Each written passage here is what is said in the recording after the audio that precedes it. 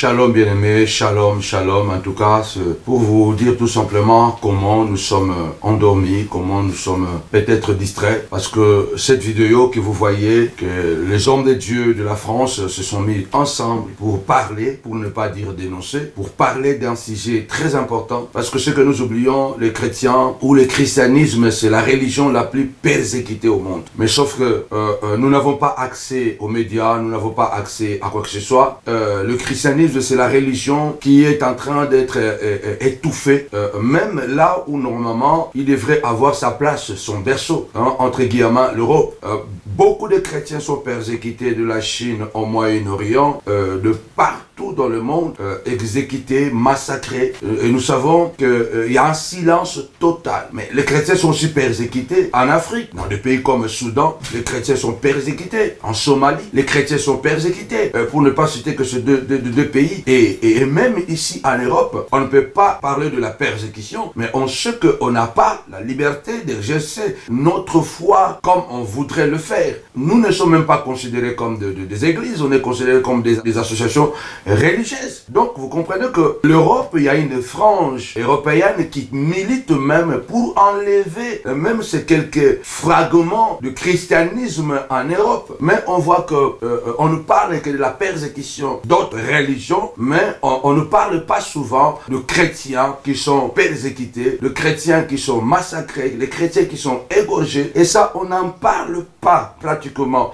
Si on en parle, c'est quelques émissions et puis c'est fini. On n'a pas la liberté de pratiquer notre foi comme nous voudrions. Nous sommes dans des sous-sols, dans des caves. Quelques églises qui arrivent à avoir de l'espace, mais la quasi-majorité des chrétiens, surtout évangéliques, nous sommes considérés comme des sectes, comme de... Voilà quoi. Donc, on comprend par là que je crois en s'adressant à la plus haute autorité du pays, la France, comme au président Macron, je crois que j'espère que la France étant un pays qui a la voix au chapitre, quelque chose peut bouger. Mais ça, c'est quelque chose, je crois que nous les chrétiens, nous devons prendre au sérieux ce qui se passe en Algérie. Je vous dis, ça se passe partout, au Moyen-Orient, en Asie, ça se passe partout et voire même en Afrique, où on croit que la Bible s'est imposée en Afrique pour nous aliéner, mais en Afrique aussi les chrétiens sont persécutés. En tout cas, que Dieu nous fasse grâce et que peut-être qu'il y ait un éveil spirituel et intellectuel des chrétiens de pouvoir briser un peu ce mur, ce tabou, n'est-ce pas, qui fait que le chrétien ne parle pas, les chrétiens ne se défendent pas, le chrétien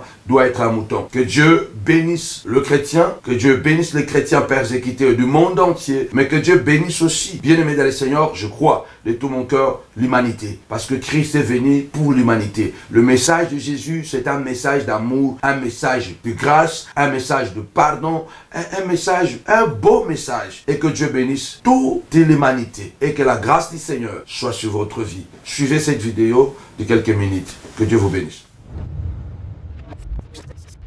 Monsieur le Président de la République, nous avons appris la nouvelle incompréhensible de la fermeture de la plus grande église protestante évangélique d'Algérie, située dans la ville de Tizi Ouzou. Le nombre d'églises protestantes fermées de force se démultiplie en Algérie. Des chrétiens sont menacés au quotidien, perdent leur emploi et connaissent des intimidations répétées.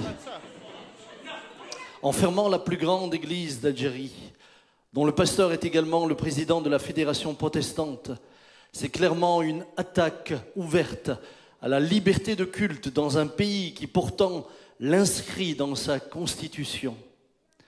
Nous ne pouvons pas, en tant que citoyens français, demeurant dans le pays des droits de l'homme, pays ami de l'Algérie, pays où l'islam peut être pratiqué librement au titre de tous les autres cultes, tolérer la persécution d'hommes et de femmes ayant pour seul méfait de pratiquer leur foi chrétienne.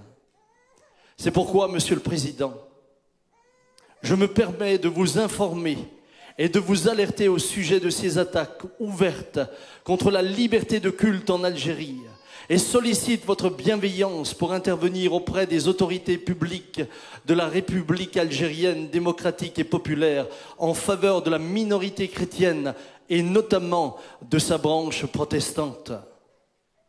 Au nom des pasteurs ici rassemblés, nous voulons croire que la France ne passera pas sous silence cette persécution. Nous vous remercions, Monsieur le Président.